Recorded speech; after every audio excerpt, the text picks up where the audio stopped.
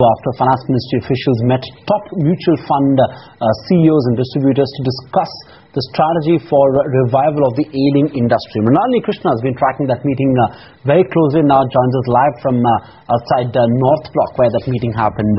Afternoon, Mrinalini, what really happened at that meeting, and more importantly, any word on bringing back the entry load? Well, Sandeep, the good news is that there was no discussion on reviving entry load. There was only a small mention made by the distributor community today. However, both Finance Ministry officials as well as the mutual fund industry said that there was no discussion per se as far as revival of entry load is concerned. Remember, this was a meeting that was chaired by Economic Affairs Secretary R. Gopalan, and he met top mutual fund CEOs along with industry body AMFI and distributors. Now, certain proposals that were made by the industry as far as reviving the industry is concerned is firstly raising the total expense ratio by 25 basis points. This would mean that the cost of investing into mutual funds will go up, but this will allow the leeway to asset management companies to invest more into distribution. And there were certain other splinter proposals, for example, increasing the total expense ratio for remote areas even higher, and in fact having more flexibility in the usage of this total expense ratio. Another proposal that was made was to plow back the exit load directly into the scheme. Now remember, exit load is what an investor pays when he pulls out the money before typically a year.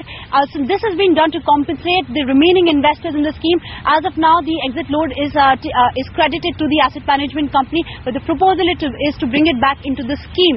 These are certain short-term measures that were proposed. Amongst the long-term measures were to attract long-term savings for the mutual fund industry, was to introduce something like pension plans for mutual funds, something that the SEBI chairman has been talking about, but they currently don't exist for mutual fund industry. Another thing that was discussed was to create a structure whereby a certain amount of money is invested on a periodic basis, and this should be given a EEE or a triple E exempt tax status. This is something akin to the 401k scheme that is there in the US. So clearly there are plans being floated around. The rest now depends on the Finance Ministry and SEBI to take these plans through. Let's listen into what the AMFI CEO H.N. Sinor had to say about the meeting.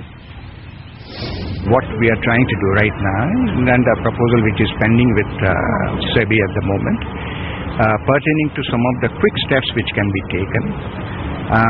These are relating to enhancing the total expense ratio by 25 basis points.